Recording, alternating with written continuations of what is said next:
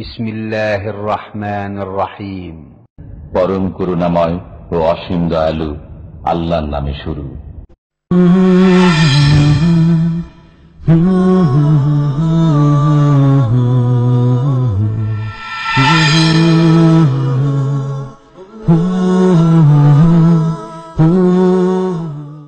ومن أحسن قولا ممن دعا إلى الله وعمل صالحا وقال إنني من المسلمين.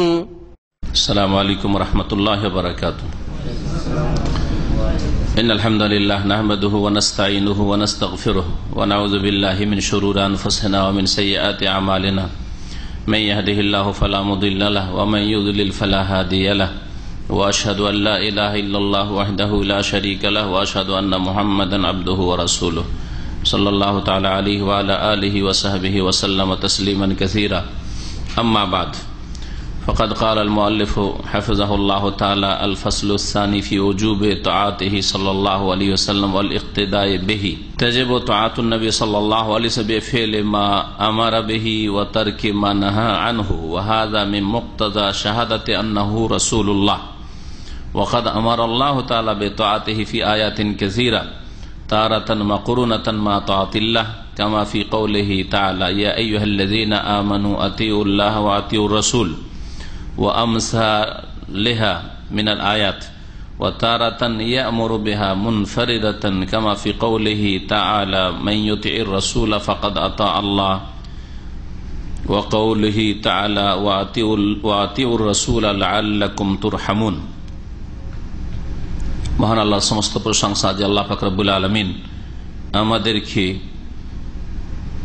হেদায়েত দান করেছেন দ্বীন ইসলামের জন্য।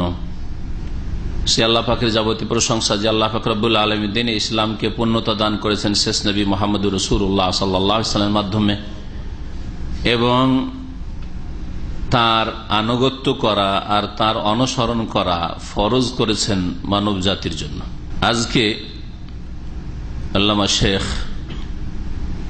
সালেহুল ফাউজান হাফিজাহুল্লাহর কিতাব আকিদাতুত তাওহীদ থেকে একটি বিষয় নিয়ে আমাদের দর্স হবে, সেটা হচ্ছে নবী করিম সাল্লাল্লাহু আলাইহি সাল্লামের আনুগত্য এবং অনুসরণ করা ফরজ। এই বিষয়ে কিছু আয়াত এবং হাদিস তিনি নিয়ে এসেছেন এবং এই আনুগত্যটা কেমন হবে বলছেন। আল ফাসলুস সানি, দ্বিতীয় অধ্যায়, ফি ওজুবে তাআতিহি সাল্লাল্লাহু আলাইহি ওয়াসাল্লাম, নবী করিম সাল্লাল্লাহু আলাইহি সাল্লামের আনুগত্য করা আবশ্যক বা ফরজ হওয়া সম্পর্কে, ওয়াল ইক্তেদাই বিহি, এবং তার অনুসরণ করা ফরজ। এই বিষয়ে আনুগত্য আর অনুসরণ। আনুগত্য মানে হচ্ছে মেনে চলা, তাআত যেটাকে বলা হয়, মেনে চলা। আপনি যেমন আল্লাহকে মানবেন, আল্লাহর আদেশ নিষেধ মানবেন, তেমনি রাসূলুল্লাহ সাল্লাল্লাহু আলাইহি ওয়াসাল্লামের আদেশ নিষেধ মানবেন। এটা হচ্ছে আনুগত্য। আনুগত্যের ক্ষেত্রে আল্লাহর আনুগত্য রয়েছে, রাসূলের আনুগত্য রয়েছে বিনা কোনো শর্তে। কোরআনে কারীমে আল্লাহর কথা অথবা রাসূলুল্লাহ সাল্লাল্লাহু আলাইহি ওয়াসাল্লামের কথা হাদিসে সহিহ সূত্রে প্রমাণিত হয়েছে। এটা মানার জন্য, আনুগত্য করার জন্য কোনো শর্ত নেই। নিঃশর্তভাবে আল্লাহ এবং তার রাসূলকে মানতে হবে, তার আনুগত্য করতে হবে, আল্লাহর আনুগত্য করতে হবে, রাসূলের আনুগত্য করতে হবে। পক্ষান্তরে অন্যদেরও আনুগত্য রয়েছে শরীয়ত। ওয়া উলিল আমরি মিনকুম, যেমন তোমাদের মধ্যে যারা দায়িত্বশীল দুই ভাগে বিভক্ত, উলামায়ে হক, কোরআন সুন্নাহর আলেম যারা, তাদের কাছ থেকে জনসাধারণ সহি মাসলা জেনে নেবে এবং তাদের কথা মানবে, যার উপর আস্থা আছে, যে কোরআন সুন্নাহ মোতাবেক। আপনার আস্থা যেন থাকে যে কোরআন সুন্নাহ মোতাবেকই আমাকে রাস্তা দেখাচ্ছে, অন্ধভাবে নাই। আর যখনই এতে কোনো একটি ক্ষেত্রে স্পষ্ট হয়ে যাবে যে না, যার আনুগত্য করছি এই কথাটি ভুল, তখন ছেড়ে দেওয়া ফরজ। এইরকমই শাসকদের আনুগত্য করা, দেশের শাসক সমাজের শাসক যদি থাকে, শাসকের প্রতিনিধি প্রত্যেকটি এলাকা অঞ্চলে আছে, বাড়ির শাসক বাপ মা, এদের আনুগত্য করা। 5 ভাইয়ের একজন ভাইকে বাড়ির দায়িত্বশীল গার্জেন বানিয়ে দিয়েছেন, বাপ ইন্তেকাল করেছে, তাহলে তাকে মানা। স্বামীর আনুগত্য, এই আনুগত্যগুলি রয়েছে। কিন্তু এই আনুগত্যগুলি আল্লাহ এবং তার রাসূল সাল্লাল্লাহু আলাইহি সাল্লাম ছাড়া অন্যদের আনুগত্য শর্ত সাপেক্ষ। যদি কোরআন এবং হাদিসের বিরোধী না হয় তাহলে আনুগত্য রয়েছে, কোরআন এবং হাদিসের উল্টো হয় তাহলে তাদের আনুগত্য ছড়ে ফেলে দেওয়া ফরজ। এটা হচ্ছে আনুগত্য, যে আনুগত্যের ব্যাখ্যা করলাম। আনুগত্য মানে সহজ ভাষায় মানা, মানতে হবে। আর ইক্তেদা বা ইত্তিবা, এগুলির অর্থ হচ্ছে অনুসরণ করা। অনুসরণ করা মানে পেছনে পেছনে চলা। এই ক্ষেত্রে অনুসরণ, যিনি কোনো কাজ করেছেন ভালো কাজ, তার অনুসরণ করা। তো এই জন্য অনুসরণ শব্দটি আল্লাহর ক্ষেত্রে প্রযোজ্য নয়। অনেকে অর্থ বুঝে না, বলে আল্লাহর অনুসরণ। আল্লাহর কি অনুসরণ করে? আল্লাহ যেমন নামাজ পড়েন তেমন নামাজ, তো এটা হলো অনুসরণ। হ্যাঁ, তো ভুল কথা। আল্লাহর ইত্তেবার কথা কোরআন হাদিসে নেই, কথা আল্লাহর ইতাআতের কথা রয়েছে, আল্লাহর আনুগত্যের কথা রয়েছে। কিন্তু রাসূলুল্লাহ সাল্লাল্লাহু আলাইহি ওয়াসাল্লামের ক্ষেত্রে অনুসরণের কথা রয়েছে, ফলো করা। ইক্তেদা, আপনি বাস্তবে নামাজ শিখতে চাইছেন একজন ভালো ওস্তাদের কাছে, আলেমের কাছে, তার অনুসরণ করবেন। তিনি যেমন নামাজ পড়েন, যদি সহিহ হাদিস মোতাবেক নামাজ পড়েন।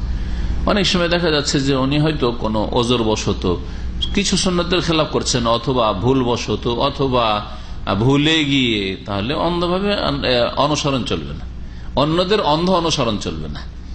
কিন্তু রাসূলুল্লাহ সাল্লাল্লাহু আলাইহি ওয়াসাল্লামের অনুসরণ বিনা কোনো শর্তে, কারণ তাকে আল্লাহ এই জন্য পাঠিয়েছেন যে তার অনুসরণ করবেন, তিনি উত্তম আদর্শ। তো এই ছিল শাব্দিক ব্যাখ্যা। তাআতুন বা ইতাআহ, আতায়তীয় ইতাআতান হয়, কিন্তু আরবরা ওইটাকে তাআতান পড়েছে, ইতাআতান আরবি ভাষায় ব্যবহার হয় না। আর একটা হচ্ছে ইক্তেদা বা ইত্তিবা, এগুলোর মানে হচ্ছে অনুসরণ করা। তাআত মানে হচ্ছে আনুগত্য করা। তো আনুগত্য সম্পর্কে আর অনুসরণ সম্পর্কে নবী করিম সাল্লাল্লাহু আলাইহি ওয়াসাল্লাম, দুটোই যেহেতু নবী সাল্লাল্লাহু আলাইহি ওয়াসাল্লাম করতে হবে, যেমন তাকে মানতে হবে তেমন তার পেছনে পেছনে চলতে হবে, অনুসরণ করতে। অনুসরণ করা মানে পেছনে পেছনে থাকতে হবে, সামনে আগেও বাড়া যাবে না, এর বিপরীত ওটা। ডানে বামে আপনি চলে যাবেন, আগে বেড়ে, তাও চলবে না। যারা ধর্মের নামে বিদআত করেছে তারা আগে বেড়ে গেছে, আর যারা মুসলিম সমাজের ফাসেক গোষ্ঠী, ফরজ ওয়াজিবে ঘাটতি করে, হারাম নাজায়েজ কাবিরা গুনাহ করে, ওরা পিছিয়ে গেছে, মুখালাফাত করেছে। আগে বাড়া, তাকাদ্দুম, আগে বাড়াও যাবে না। লা তুকাদ্দিমু বাইনা ইয়াদাইল্লাহি ওয়া রাসূলিহি, আগে বেড়েছে ধর্মের নামে যারা গোমরাহ হয়েছে, শিরক বিদআত করে, ধর্মের অপব্যাখ্যা করে বা বিকৃত ধর্ম পালন করে। আর যারা মুখালফত করেছে ফাসেক গোষ্ঠী ইসলামের, যারা হারাম কাজ করে অথবা ফরজ ওয়াজিবে ঘাটতি করে, এরা মুখালফত করেছে, পিছনে থেকে গেছে, পিছনে থেকে গেছে। যদিও মুখালাফাতের ব্যাপক অর্থে যারা আগে বেড়ে গেছে তারাও বিরোধিতা করেছে, তারাও বিরোধিতা করেছে। সুতরাং এই মুখালাফাত শব্দটির মধ্যে বিদাতিরাও তাজেবত আতুন নবী সাল্লাল্লাহু আলাইহি ওয়াসাল্লাম বেফেলে মা আমারা বিহি, নবী করিম সাল্লাল্লাহু আলাইহি ওয়াসাল্লামের আনুগত্য ফরজ। শেখ বলছেন কিভাবে আনুগত্য করবেন, তাকে মানবেন? বল বেফেলে মা আমারা বিহি, যা তিনি নির্দেশ দিয়েছেন তা করার মাধ্যমে, তার বাস্তবায়নের মাধ্যমে। উনি করতে বলেছেন, আপনি করবেন। 5 ওয়াক্ত সালাত পড়তে বলেছেন, পড়বেন। হ্যাঁ, সালাত যেইভাবে তিনি আদায় করতে হবে সেইভাবে আদায় করবেন, এটা হচ্ছে আনুগত্য মানা। ও তারকে মানহা আনহু, আর যেসব কথা কাজ হতে নিষেধ করেছেন সেগুলিকে পরিত্যাগ করার মাধ্যমে। নবী সাল্লাল্লাহু আলাইহি ওয়াসাল্লাম পানাহারের ক্ষেত্রে খাবায়েস থেকে বারণ করেছেন, নিষেধ করেছেন। সুতরাং পানাহারের ক্ষেত্রে খাবায়েস, নোংরা, যেগুলি আপনার জন্য ক্ষতি করে, হ্যাঁ, আপনার জান মাল ধন সম্পদ পরিবার পরিজন পরিবেশের ক্ষতি করে, সেগুলি হচ্ছে খাবায়েস। তার মধ্যে হচ্ছে ধূমপান, মাদক দ্রব্য ইত্যাদি, এইরকম যেগুলিকে আল্লাহ পাক রব্বুল আলামিন বা তার রাসূল সাল্লাল্লাহু আলাইহি ওয়াসাল্লাম আরো হারাম করেছেন, যেগুলি যেমন সুদ, ঘুষ। তো যেগুলি আল্লাহ নিষেধ সেগুলি থেকে বেঁচে থাকা বা সেগুলিকে পরিত্যাগ করার মাধ্যমে আনুগত্য প্রকাশ করতে হবে। তাহলে দুটোই লাগবে, যেমন যা আদেশ হয়েছে তা পালন করা আনুগত্য, তাকে মানা, তেমন যেগুলি নিষেধ করেছেন সেগুলি থেকে বেঁচে থাকা হচ্ছে তাকে মানা, রাসূলুল্লাহ সাল্লাল্লাহু আলাইহি ওয়াসাল্লাম মানা। আর নবীর এই আনুগত্য এই কালিমা থেকে, কালিমার অংশ থেকে প্রমাণিত হয়। আপনি যখন সাক্ষ্য প্রদান করেছেন আশহাদু আল্লা ইলাহা ইল্লাল্লাহ, আমি সাক্ষ্য প্রদান করেছি যে আল্লাহ ছাড়া কেউ সত্য মাবুদ নেই, তাহলে আল্লাহর জন্য ইবাদতকে আপনি খাস করে দিয়েছেন। ইবাদতে কারো অংশ নেই, নবী রাসূল ওলিয়া উলিয়া কারো অংশ নেই, জীবিত মৃত কারো অংশ নেই। লা ইলাহা ইল্লাল্লাহর মাধ্যমে ইবাদতকে আল্লাহর জন্য খাস করে দিয়েছেন। আর মুহাম্মাদুর রাসূলুল্লাহ যখন শাহাদাত ওয়া আশহাদু আন্না মুহাম্মাদান রাসূলুল্লাহ, আর আমি এই কথারও সাক্ষ্য প্রদান করেছি যে মুহাম্মদ সাল্লাল্লাহু আলাইহি ওয়াসাল্লাম আল্লাহর রাসূল। রাসূলুল্লাহ যখন বলেছেন যে আল্লাহর তিনি দূত, তো দূত আল্লাহর তরফ থেকে দিন নিয়ে এসেছেন, সুতরাং তার আনুগত্য করতে হবে। তিনি যা হুকুম করেছেন পালন করতে হবে, নিষেধ করেছেন পরিত্যাগ করতে হবে। ওয়াহাযা মিন মুক্তাদা শাহাদাত আন্নাহু রাসূলুল্লাহ, আর এটি হচ্ছে যে রাসূলুল্লাহ সাল্লাল্লাহু আলাইহি ওয়াসাল্লাম যে আল্লাহর রাসূল, মুহাম্মদ সাল্লাল্লাহু আলাইহি ওয়াসাল্লাম আল্লাহর রাসূল, এই কথার সাক্ষ্য প্রদানের দাবি। আপনি সাক্ষ্য প্রদান করেছেন কোন মন্ত্র নয়, এটার দাবি হচ্ছে মুহাম্মদ রাসূলুল্লাহ যে বলছেন আপনি, এর দাবি হচ্ছে যে আপনি তার আদেশ নিষেধ মেনে চলবেন। ওয়াকাদ আমার আল্লাহ তাআলা বিতাআতি ফি আয়াতিন কাসীরা, মহান আল্লাহ অনেক আয়াতে কোরআনে কারীমে রাসূল সাল্লাল্লাহু আলাইহি ওয়াসাল্লামের আনুগত্যের নির্দেশ দিয়েছেন। কখনো কখনো আল্লাহর আনুগত্যের সাথে মিলিয়ে তারাতান মাকরুনাতান মা তাআতিল্লাহ, কখনো কখনো আল্লাহর আনুগত্যের সাথে মিলিয়ে আতিউল্লাহ ওয়া আতিউর রাসূল, আল্লাহর আনুগত্য করো রাসূলের আনুগত্য করো, আল্লাহকেও মানো রাসূলকেও মানো, কোরআনও মানো হাদিসও মানো। কামা ফি কওলিহি তাআলা, যেমন মহান আল্লাহ ইরশাদ করেছেন, এই ক্ষেত্রে একটি আয়াত পেশ করছেন তিনি, কিন্তু অনেক আয়াত রয়েছে। ইয়া আইয়ুহাল্লাযীনা আমানু আতিউল্লাহ ওয়া আতিউর রাসূল, হে ঈমানদারগণ তোমরা আল্লাহকে মানো এবং রাসূলকে মানো। ওয়া ইউতিল্লাহ ওয়া রাসূলাহু ফাকাদ ফাযা ফাওজান আযীমা, আছে না, আল্লাহর সাথে রাসূলের কথা উল্লেখ করা হয়েছে। একসাথে মিলিয়ে অনেকগুলি আয়াতে আল্লাহর আনুগত্য এবং রাসূলের আনুগত্যের কথা বলা হয়েছে। এই আয়াত হয়েছে সূরা নিসার আয়াত নম্বর 59। ওয়া আমসালুহা মিনাল আয়াত, আর এইরকম অনেক আয়াত রয়েছে। ওয়া তারাতান ইয়ামুরু বিহা মুনফারিদাতান, কখনো কখনো শুধুমাত্র আল্লাহর কথা না বলে রাসূলের আনুগত্যের কথা উল্লেখ করা হয়েছে, পৃথক ভাবে রাসূলের আনুগত্যের কথা বলা হয়েছে। এর মানে এই না যে আল্লাহকে বাদ দিয়ে আপনি আনুগত্য করবেন, কিন্তু এখানে একটা গুরুত্ব বোঝা যায় যে নবী সাল্লাল্লাহু আলাইহি ওয়াসাল্লামের আনুগত্যের কথা আলাদা করে যেমন বর্ণনা করা হয়েছে, এরকম বর্ণনা করা হয়েছে।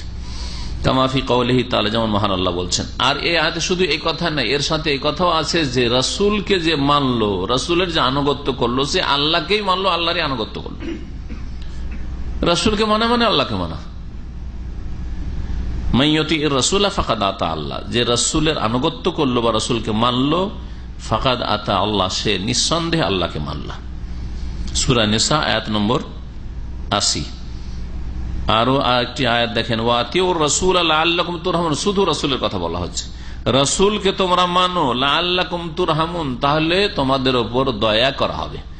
লাআল্লাহ মানুষের ক্ষেত্রে একটি তাফসীর শুনে রাখেন, লাআল্লাহ যখন মানুষের ক্ষেত্রে ব্যবহার হবে, সৃষ্টির ক্ষেত্রে, তখন তার মানে সন্দেহমূলক হবে, সম্ভবতর অর্থ হবে। কারণ লাআল্লাহ হারফে তারাজ্জি, তারাজ্জি মানে হচ্ছে আশা করা যায়, আশা করা যায়। যেমন লাআল্লি আমালু সালিহান, সম্ভবত আমি ভালো আমল করব, কারণ সম্ভাবনা আছে, সম্ভাবনা নাও হইতে পারে। তো মানুষের সাথে সম্পৃক্ত যখন লাআল্লাহ শব্দটি হয়, তখন ওর মানে আশার অর্থ দেয়। আর আশা যেটা করা হয় সেটা কখনো পুরা হয়, কখনো পুরা হয় না, এই জন্য সম্ভবতর অর্থ করা হয়, সম্ভবত এরকম হবে। কিন্তু কোরআনে কারীমে যত লাআল্লাহ ব্যবহৃত হয়েছে, ভালো করে একটা ঢাল আহারে শুনে রাখেন, যেহেতু কাজগুলি আল্লাহ করবেন, আল্লাহর কাজে কোনো সন্দেহ নেই, সম্ভাব্য কাজ না, হইতে পারে আবার নাও হইতে পারে। রসুলকে মানো, লাআল্লাকুম তুরহামুন, সম্ভবত তোমাদের রহম হবে, এই তরজমা চলবে না, নিশ্চিত তখন ইয়াকিনের মানে করতে হবে। এর ওপর সালাফে সালেহিনের ঐক্যমত রয়েছে, কোন দ্বিমত নেই। কারণ আল্লাহ পাক রব্বুল আলামিনের ওয়াদাতে কোন রকমের সন্দেহ নেই যে হতে পারে আবার নাও হইতে পারে, এরকম নাই। লাআল্লাকুম তুরহামুন, লাআল্লাকুম তাহতাদুন, লাআল্লাকুম বলে অনেক জায়গায় আছে না, হতে পারে যে এরকম হবে, তোমরা হতে পারে এরকম হবে, এই করলে এরকম হবে। আল্লাহ বলছেন আর হতে পারে, লাআল্লাকুম তুরহামুন। এই জন্য ওয়াতিউর রাসূলা, তোমরা রাসূলের আনুগত্য করো, লাআল্লাকুম তুরহামুন, যাতে করে তোমাদের উপর রহম হবে, এরকম তরজমা করবে, নিশ্চিত, সন্দেহ না, ইয়াকিনান।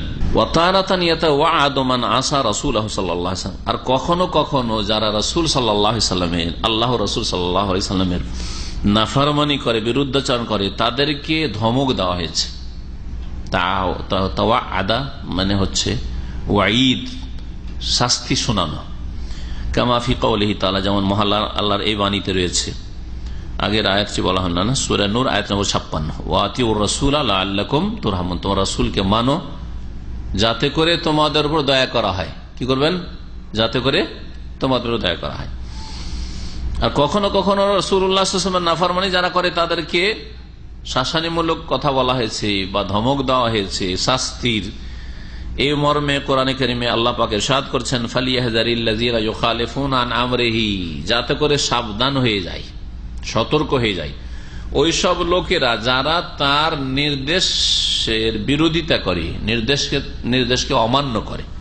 আল্লাযীনা ইউখালিফুনা আন আমরিহি, তার আদেশকে অমান্য করে, নির্দেশের বিরোধিতা করে। আল্লাহ আদেশ নিষেধ যে রাসূল, এখানে আন আমরিহি মানে আন আমরি রাসূল, রাসূল সাল্লাল্লাহু আলাইহি সাল্লামের আদেশ নিষেধের যারা বিরোধিতা করে তারা যেন সতর্ক সাবধান হয়ে যায়। কি থেকে সাবধান? আন তুসিবাহুম ফিতনাতুন, দুই আযাবের এক আযাব তাদেরকে ধরবে, যে তাদেরকে ফিতনা স্পর্শ করবে। আও ইউসিবাহুম আযাবুন আলীম, অথবা যন্ত্রণাদায়ক শাস্তি তাদেরকে স্পর্শ করবে, তাদের উপর আপতিত হবে। আসাবা ইউসি মানে পৌঁছে যাওয়া, শাব্দিক অর্থ। আব্দুল্লাহ বিন আব্বাস রাদিয়াল্লাহু তাআলা আনহু, প্রখ্যাত মুফাসসির সাহাবী, তিনি বলছেন ফিতনা মানে হচ্ছে দুনিয়ার আযাব, ফিতনা মানে দুনিয়ার আযাব, আর আযাবুন আলীম হচ্ছে আখিরাতের আযাব, পরকালের আযাব। তো যারা রাসূলুল্লাহ সাল্লাল্লাহু আলাইহি ওয়াসাল্লামের বিরোধিতা করে, শিরক বিদআত করে, অথবা ফরজ ওয়াজিব ছেড়ে হারাম নাজায়েজ কাজ করে, এ উভয় জাতিকে বলা হচ্ছে। শিরক বিদআত করে সে মুসলিম সমাজের লোক হইতে পারে, অথবা কাফের শিরক কুফরি করে, ওতে কাফেরও শামিল, যেগুলো অমুসলিম সেগুলো শামিল। আর যারা মুসলিম সমাজের গুনাহগার ফাসিক, কিছু নামাজ পড়ে, কিছু পড়ে না, কিছু রোজা রাখে, কিছু রাখে না, কিছু যাকাত দেয়, কিছু দেয় না, কিছু কখনো পর্দা করে, কখনো পর্দা করে না, সৌদি আরব আসলে পর্দা করে, দেশে গেলে তো সব খুলে। যারা নবীর নাফরমানি করে তাদের উপর হয় দুনিয়ার আযাব আসবে, ফিতনা দুনিয়ার আযাব। আর দুনিয়ার বহু আযাব রয়েছে, তার মধ্যে সবচেয়ে বড় আযাব হচ্ছে হেদায়েতের তৌফিক না হওয়া। বিদাতির ওপর সবচেয়ে বড় যেটা আল্লাহর মার, আল্লাহর আযাব, সেটা হচ্ছে বিদাতি যেহেতু বিদাতকে, গুনহার কাজকে, পাপের কাজকে সওয়াব নেকি মনে করে, মিলাদ করে সওয়াব মনে করে, শোক মাতম করছে আশুরাই, আর বুক চাপড়াচ্ছে, আর শরীরকে রক্তে রক্তিত করে দিচ্ছে। দেখেছেন এসব দৃশ্য কি? ছোরা নিয়ে এইভাবে মারছে, করছে এই খবিস মালাউন গুলো। তো এইসব, এটা দুনিয়ার আযাব, দুনিয়ার সামান্য শাস্তি তো তোমরা নিজেরাই নিজেকে দিচ্ছ এইসব করে। আর তোমরা কি আল্লাহ পাক একটা যেটা বড় আযাব দিয়েছেন, বহু আযাব আরো রয়েছে, বড় আযাব, সেটা তোমাদেরকে আল্লাহ কখনো হেদায়েত নসিব করবেন না, কারণ বাতিলকে তোমরা ধর্ম মনে করে পালন করছো। কারণ মানুষের যদি ছেলে মেয়ের ক্ষয়ক্ষতি হয়, ধন সম্পদের ক্ষয়ক্ষতি হয়, বা নিজের যদি প্রাণ নাশ হয়, আর সহি ইমানের হালাতে থাকে, তো জান্নাতটা তো পাবে, ঠিক কিনা? কিন্তু দুনিয়াতে যদি হেদায়েত হারা হয়ে যায়, রাস্তা হারিয়ে দেয় জান্নাতের, কখনো জান্নাত যেতে পারবে না। এইসব শিরক বিদআতের ধর্ম পালন করে কেউ জান্নাত যেতে পারবে না। তাই এটা সবচেয়ে বড় আযাব। তাই এর জন্য ফিতনাতুনের ব্যাপক অর্থ দুনিয়ার আযাব, কিন্তু সবচেয়ে বড় আযাব মনে রাখবেন, যেই আযাবটা প্রত্যেক বিদাতির উপর হয়, যে হেদায়েত হয়ে না আসে।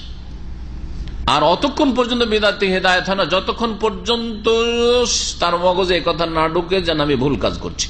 আর সাধারণত ভুল কাজ করছি এই কথা তার মগজে ঢুকে না, কারণ মনে করে যে ওয়াহুম ইয়াহসাবুন আন্নাহুম ইহসানুন, ভালো কাজ তো করছি আমরা, কি মন্দ কাজ করছি মিলাদ করে, কি মন্দ কাজ করছি হালুয়া রুটি করেছি, কি মন্দ করছে তাজিয়া মাতব করে শোক প্রকাশ করছে নবীর নাতির জন্য। জি হ্যাঁ, খুব ভালো কাজ করছি, এই ধারণা তাদের। আও ইউসিবহুম আযাবুন আলিম, আও অথবার অর্থ হয় আর কখনো কখনো দুটোই একত্রিত হইতে পারে। দুনিয়ার আযাব মানে আর আখিরাতে আযাব এমন কথা নাই। দুনিয়াতে কখনো কখনো আল্লাহ ছেড়ে দেন অনেক পাপীকে, অনেক বিদআতীকে হয়তো ছেড়ে দেন, অনেক পাপীকে ছেড়ে দেন আল্লাহ পাক রব্বুল আলামিন। হয়তো দুনিয়ার যেগুলিকে আযাব মনে করেছে, বালা মুসিবত মনে করছে, সেগুলি আসলো না, কিন্তু আখিরাতের আযাব নিশ্চিত রয়েছে। এই তুসিবহুম ফিতনাতুন ফি কুলুবিহিম মিন কুফরিন আও নিফাকিন আও বিদআতিন। এই জন্য ফিতনার তাফসীর করতে গিয়ে শেখ কি বলছেন, যে অন্তরে কুফরি এমন হয়ে বসে গেল যে কুফরি বের হইল না। নাস্তিক, একজন মুসলিমের নাস্তিক হয়ে যায়, এটা সবচেয়ে বড় আযাব তার জন্য। একজন মুসলিম ধর্ম নিরপেক্ষতায় বিশ্বাসী হওয়া সবচেয়ে বড় আযাব তার জন্য, ঈমান হারা। একজন মুসলিম কমিউনিস্ট বিশ্বাসগত দিক থেকে, তার জন্য সবচেয়ে বড় আযাব, কারণ সে জান্নাতের রাস্তাতে নেই, জাহান্নাম। আল্লাহর গজব সবসময় হইতে আছে, তার ক্রোধ আল্লাহর বাড়তেই আছে তার উপর। এইরকম একজন কবর মাজার পূজার ধর্ম পালন করে, একজন বিদআতের ধর্ম পালন করে, এটা সবচেয়ে বড় আযাব। কুফরি, নেফাক, মুনাফিকি, কপটতা, সে আমলের মুনাফিক হোক অথবা আকীদার মুনাফিক হোক, এগুলি আযাব। আও বিদআতিন, অথবা বিদআত, এটা হচ্ছে ফিতনা, ফিতনায় লিপ্ত। মানুষের একটা হচ্ছে পার্থিব ফিতনা, টাকা পয়সা, ধন দৌলত, পরিবার, এইসবের ক্ষেত্রে ফিতনায় পড়া। আর একটা হচ্ছে ধর্মীয় ফিতনা। ধর্মীয় ফিতনা সবচেয়ে বড় ফিতনা।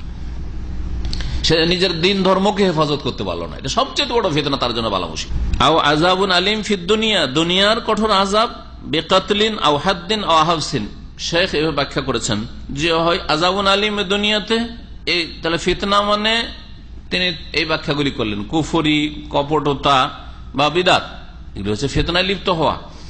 আর আযাবুন আলিমকে তিনি দুনিয়াতে হইতে পারে, সেটা আখিরাতেও। দুনিয়ার আযাব যেমন নিহত হইতে হল মুসলিমের হাতে, আল্লাহর দিনের মুজাহিদের হাতে, যেমন বদর ওহুদে যেসব কাফের গুলো জাহান্নামে পৌঁছেছে নিহত হয়ে। আর হাদ্দিন, অথবা দণ্ডবিধান কায়েম হলো, চোরের হাত কাটা হয়েছে। পেশাস খুন করেছিল, সেজন্য খুনের বদলে তাকে খুন করা হয়েছে।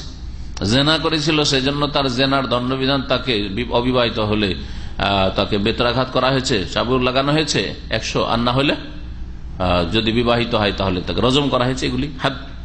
আও হাবসিন, অথবা বন্দী করা হয়েছে। আও গায়রা যালিকা, অথবা এছাড়া অন্য কিছু, মিনাল উকুবাতিল আজিলা, নগদ শাস্তির মধ্যে থেকে। নগদ শাস্তি মানে দুনিয়ার শাস্তি। আযাবুন আলিম, আখিরাতের শাস্তিও শামিল আছে। কখনো কখনো আল্লাহ পাক ছাড় দেন, কিন্তু ছেড়ে দেন না। আল্লাহ পাক রব্বুল আলামিন কোরআনের ভাষায় বলেছেন আমহিলহুম রুওয়াইদ। আমহিল, ইমহাল মানে ছাড় দেওয়া, ছেড়ে দেওয়া নয়। আর ওই আমহেল মাহলুন, মাহ মিম হা লামকে যদি হাকে আগে করে দেন, হা মিম লাম করেন, দিয়ে এহমাল করেন, এহমাল মানে ছেড়ে দেওয়া, এহমাল মানে উপেক্ষা করে, ছেড়ে দেওয়া। মুহমাল মানে অকেজ জিনিস। তা আল্লাহ কোন জায়গায় এহমাল বলেননি, আমহেল বলেছেন। ফামাহিলিল কাফিরিন, আল্লাহ বলেছেন কাফেরকে ছাড় দাও, ছেড়ে দিও না, এই কথা বলা হয়, ছেড়ে দেওয়ার কথা বলা হয়। আল্লাহ ছাড়বেন না কখন।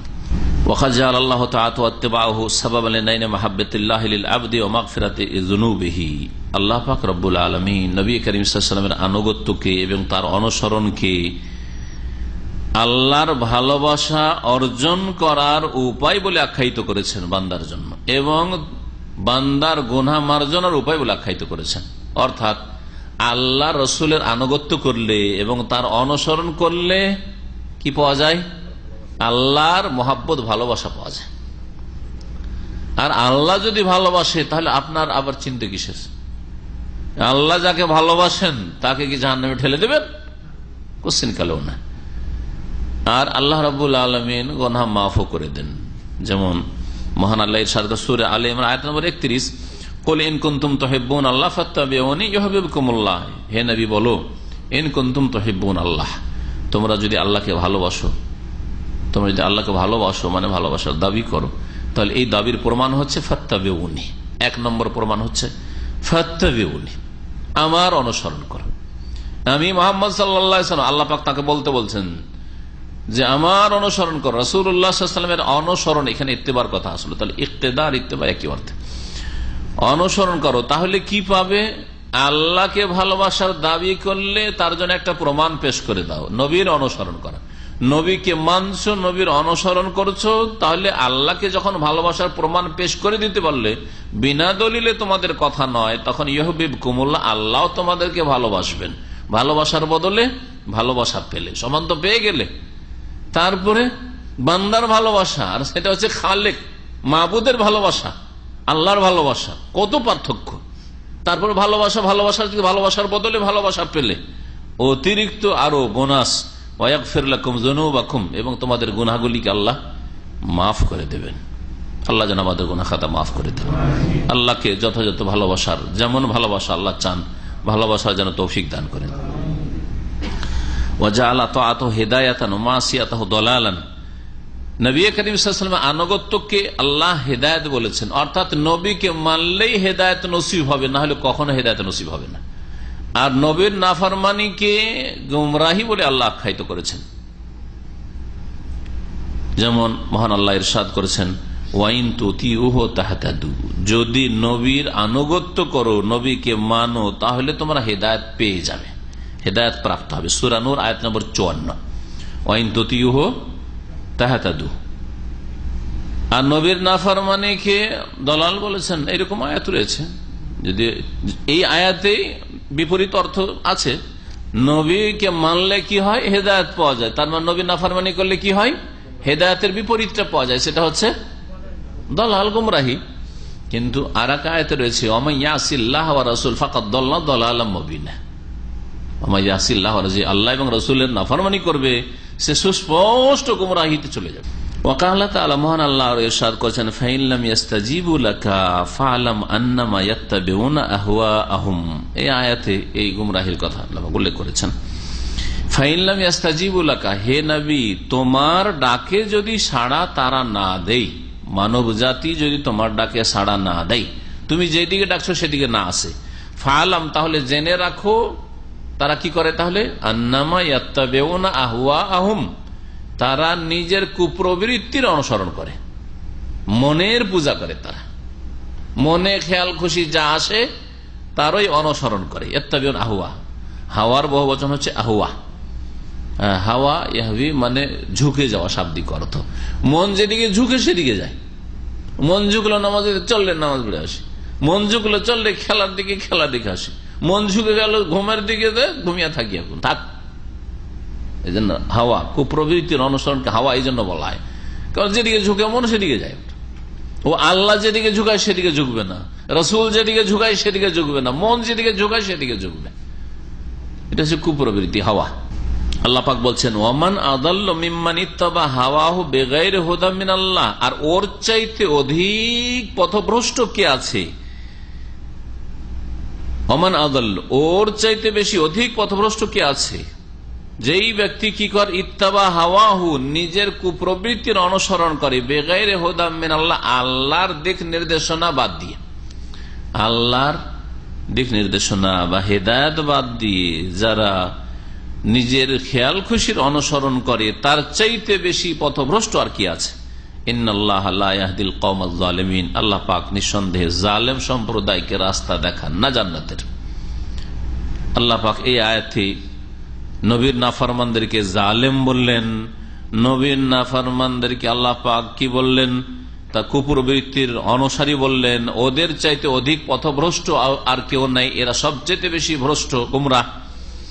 ওয়া আখবারা সুবহানাহু, এই আয়াত হচ্ছে সূরা কাসাস আয়াত নম্বর 50। ওয়া আখবারা সুবহানাহু ওয়া তাআলা আন্না ফীহিল কুদওয়াতুল হাসানাতা লিউম্মতিহি, আর আল্লাহ সুবহানাহু ওয়া তাআলা এই কথাও জানিয়ে দিয়েছেন যে নবী মুহাম্মদ সাল্লাল্লাহু আলাইহি সাল্লামের মধ্যে তার উম্মতের জন্য উত্তম আদর্শ রয়েছে। কুদওয়া হাসানা আর উসওয়া হাসানা একই জিনিস। উসওয়া মানেও আদর্শ, আর কুদওয়াতুন মানেও আদর্শ। নবী করিম সাল্লাল্লাহু আলাইহি ওয়াসাল্লামের মধ্যে উত্তম আদর্শ রয়েছে, তিনি আমাদের জন্য একমাত্র উত্তম আদর্শ, আর কোন আদর্শ আমাদের কাছে নেই। ফাকালা তাআলা, মহান আল্লাহ ইরশাদ করেছেন সূরা আহজাব আয়াত নম্বর 21, লাকাদ কানা লাকুম ফি রাসূলিল্লাহি উসওয়াতুন হাসানা, নিঃসন্দেহে তোমাদের জন্য রাসূলুল্লাহ সাল্লাল্লাহু আলাইহি ওয়াসাল্লামের মাঝে উত্তম আদর্শ রয়েছে। লিমান কানা ইয়ারজুল্লাহ, ওই সব লোকদের জন্য এই উত্তম আদর্শ কারা গ্রহণ করবে?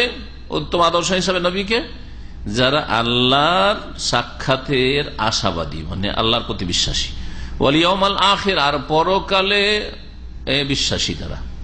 রাজা এরজুমান আশা রাখা মানে সাক্ষাতের আশাবাদী বা সাক্ষাতে বিশ্বাসী হওয়া। ওয়া যাকারাল্লাহ কাসীরা, এবং বেশি বেশি আল্লাহকে যারা স্মরণ করে। কালা ইবনে কাসীর রাহিমাহুল্লাহ তাআলা, ইমাম ইবনে কাসীর রাহমাতুল্লাহ আলাইহি এই আয়াত সম্পর্কে বলছেন যে এই আয়াতে কারিমা অত্যন্ত গুরুত্বপূর্ণ। রাসূলুল্লাহ সাল্লাল্লাহু আলাইহি ওয়াসাল্লাম যে উত্তম আদর্শ এই বিষয়ে জীবনের প্রতিটি ক্ষেত্রে, কথায়, কাজে, সর্ব অবস্থায়। হাযিহিল আয়াতুল কারিমা আসলুন কবীর ফি তাআসসি বিরাসূলিল্লাহ সাল্লাল্লাহু আলাইহি ওয়াসাল্লাম। এই আয়াতে কারিমাটি হচ্ছে বড় একটি মৌলিক নীতিমালা, আসল মানে ইসলামের যেটা উসুল, বুনিয়াদী জিনিস। ফি তাআসসি বিরাসূলিল্লাহ, রাসূলুল্লাহ সাল্লাল্লাহু আলাইহি ওয়াসাল্লামের অনুসরণ ক্ষেত্রে। তাআসসি শব্দটি উসওয়াতুন থেকে এসেছে, রাসূলুল্লাহ সাল্লাল্লাহু আলাইহি ওয়াসাল্লামকে আদর্শ মানার ক্ষেত্রে। ফি আকওয়ালিহি, তার কথাই, নবীর কথা আপনার জন্য আদর্শ। ও আফআলিহি, নবীর কাজের ক্ষেত্রে, নবীর কাজগুলি আপনার জন্য আদর্শ। ও আহওয়ালিহি, তার জীবনের বিভিন্ন অবস্থা আপনার জন্য আদর্শ। নবী করিম সাল্লাল্লাহু আলাইহি সাল্লামের ব্যক্তি জীবনের অবস্থা কেমন ছিল, পারিবারিক অবস্থা কেমন ছিল, তার নির্জনতার অবস্থা কেমন ছিল ইত্যাদি, তার জিহাদের ময়দান অবস্থা কেমন ছিল, সাথী সঙ্গীদের সাথে তার অবস্থা কেমন ছিল, দাস দাসীদের সাথে তার কেমন অবস্থা ছিল, তার ছেলে মেয়েদের সাথে তার কেমন অবস্থা ছিল ইত্যাদি। এইভাবে তার আহওয়াল, হালাতুনের বহুবচন। ওয়ালিহাযা আমারা তাবারাকা ওয়া তাআলা আন-নাস বিত-তা'সিবিন নবী সাল্লাল্লাহু আলাইহি ওয়াসাল্লাম। এই আয়াতটি যে নাযিল হয়েছে, এর আগে পরে যে আয়াতগুলি রয়েছে সেগুলি আহজাবের যুদ্ধ, যে খন্দকের যুদ্ধ বলা হয়, পরীক্ষা খননের যুদ্ধ, আহজাবের যুদ্ধের সাথে সম্পর্কিত আয়াত। তো আহজাবের যুদ্ধে নবী করিম সাল্লাল্লাহু আলাইহি ওয়াসাল্লাম যেই আদর্শ ছিলেন সাহাবায়ে কেরামদের জন্য, পরীক্ষা খনন করতে হচ্ছে। নবী করিম সাল্লাল্লাহু আলাইহি ওয়াসাল্লাম সাহাবায়ে কেরামদেরকে শুধু হুকুম করছেন তোমরা খনন করো, শুধু অর্ডার, হুকুম করো আর আমার খিদমত করো, হ্যাঁ, আর আমার কাপড় চোপড় এই মাল সামান শুধু বয়ে নিয়ে যাও, খাবার দাবার নিয়ে এসে দাও, পীর সাহেব বসে খাচ্ছে, এরকম। একটা পীরের কটা খাদেম লাগে দেখেছেন কি? এক পীর হজে এসছে, গতবার হজে এসছেন, নামটা না বলেই ভালো। তো এসে পড়ে গেছে ওই ভিআইপিদের সাথে, আমার এতে পড়েছে। তার 4-5টা খাদেম, কেউ প্লেট ধরে আছে, কেউ খাওয়াচ্ছে, কেউ তার মুখ মুছে দিচ্ছে, কেউ তার জুতা পরিয়ে দিচ্ছে। এই হলো অবস্থা। এরা আশেকে রসুল, আবার এই পীরগুলো আবার আশেকে রসুল। রাসূলুল্লাহ সাল্লাল্লাহু আলাইহি ওয়াসাল্লামকে সাহাবী বলছেন, ইয়া রাসূলুল্লাহ, খিদার তাড়নে আর থাকতে পারছি না, আর এই মাটি পাথর উঠাতে হচ্ছে, যেহেতু পরীক্ষা, গর্ত খনন করতে হচ্ছে মদিনার হেফাজতের জন্য, খন্দক বুঝছেন তো, পরীক্ষা। তো এই অবস্থায় পেটে পাথর বাঁধা, একটা পাথর বাঁধা। নবী করিম সাল্লাল্লাহু আলাইহি ওয়াসাল্লাম কাপড়টা উঠিয়ে পেটটা দেখাচ্ছেন, দেখো 2টো পাথর বাঁধা। নবী করিম সাল্লাল্লাহু আলাইহি ওয়াসাল্লাম নিজে পাথর বইছেন, এমন নয় যে তোমরা শুধু বয়ে দাও, হ্যাঁ, কেউ খনন করো, কেউ বয়ে দাও, হ্যাঁ, না। নবী করিম সাল্লাল্লাহু আলাইহি ওয়াসাল্লাম নিজে বহন করছেন, নিজে পরীক্ষা খনন করছেন,